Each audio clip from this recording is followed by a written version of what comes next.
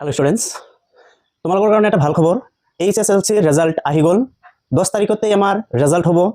এপ্ৰিলৰ যেটো 10 তাৰিখ হেইটোতেই আমাৰ কি হ'ব, এইচএসএলসি ৰেজাল্ট আহি যাব। হেইটো কনফাৰ্ম হৈ গৈছে অফিচিয়ালি। তো তোমালোকৰ যেটো ৰেজাল্ট হেইটো 10 তাৰিখতেই পাবা।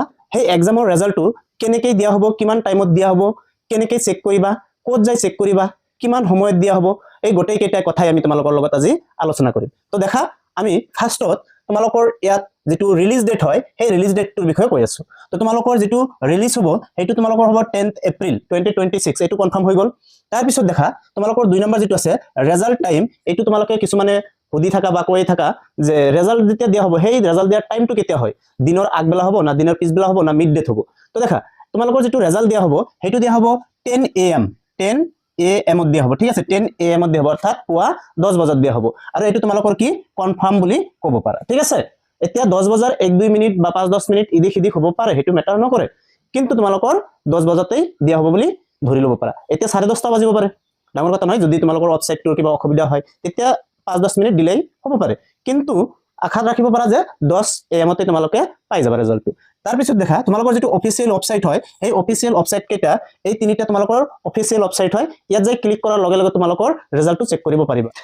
এতিয়া প্ৰথমটো যেটো তোমালোকৰ ওয়েবসাইট আছে হেইটো হল sevaonline.org, ঠিক আছে। এটো হল প্ৰথম ওয়েবসাইট। দ্বিতীয়টো যেটো ওয়েবসাইট আছে হেইটো হল resultassam.nic.in, এই দুটা হল তোমালোকৰ ওয়েবসাইট। আৰু 3 নম্বৰ যেটো আছে হেইটো হল তোমাৰ sf.in। এই তিনিটা একদম অফিচিয়ালি হয়, তোমালোকে কোনো ভয় খাব নালাগে। ইয়াত যাই রেজাল্ট চেক কৰিব পাৰা, ঠিক আছে। আৰু নিজৰ মাৰ্কশিটটো অনলাইনে ডাউনলোড কৰিব পাৰা। অনলাইনৰ পৰা নিজৰ মাৰ্কশিটটো ডাউনলোড কৰিলে হেইটো তোমালোকে সেভ কৰি ৰাখি দিব পাৰা মোবাইলত, কাৰণ তোমালোকৰ হাৰ্ড কপি আকৌ স্কুলৰ পৰা দিয়া হ'ব, যেটো তোমাৰ অনলাইনৰ লগতে মিল থাকিব। তো তোমালোকে সেভৰ কাৰণে বা নিজৰ স্যাটিসফ্যাকশনৰ কাৰণে অনলাইনৰ পৰা মাৰ্কশিট বিলাক এই তিনিটা যিকোনো এটা ওয়েবসাইটৰ পৰা ডাউনলোড কৰি ল'ব পাৰা। তাৰ পিছত দেখা তোমালোকৰ যেটো এক্সাম পিৰিয়ড আছিল হেইটো হল তোমালোকৰ 10th এপ্ৰিল 2026 আৰু কিমানলৈকে চলিছিল ফেব্ৰুৱাৰী 27, 2026। এইখিনি যিসকলৰ এক্সাম পিৰিয়ড আছিল সেইসকলেহে চেক কৰিব পাৰিব, ঠিক আছে। আকৌ 2025 বা তাৰ আগৰ কেইটা কিন্তু চেক কৰিব নোৱাৰে, অনলি 2026 যিসকলে এক্সাম দিলে সেইকেইজনৰ কাৰণেহে কোৱা হৈছে, ঠিক আছে। তাৰ পিছত তোমালোকৰ ৰেজাল্ট মোড কেনেকুৱা হ'ব, আমি জানো ৰেজাল্ট মোডটো কি হয়, অনলাইন হয়। এটা আমি সকলোৱে জানো যে ৰেজাল্ট মোডটো কি হয়, অনলাইন হয়। অৰ্থাৎ ৰেজাল্ট কেনেকৈ দিয়া হয়, অনলাইনৰ যোগেদি দিয়া হয়। তো এইখিনি আছিল তোমালোকৰ কাৰণে আজি তথ্য, যিখিনি তোমালোকৰ কাৰণে হেল্পফুল হ'ব বুলি মই আশা কৰো। আৰু তোমালোকৰ পৰৱৰ্তী ভিডিওবিলাক পোৱাৰ কাৰণে চেনেলটো সাবস্ক্ৰাইব কৰি ৰাখিবা, যাতে যিকোনো ভিডিও এৰাৰ লগে লগে তোমালোকৰ ওচৰত পায়।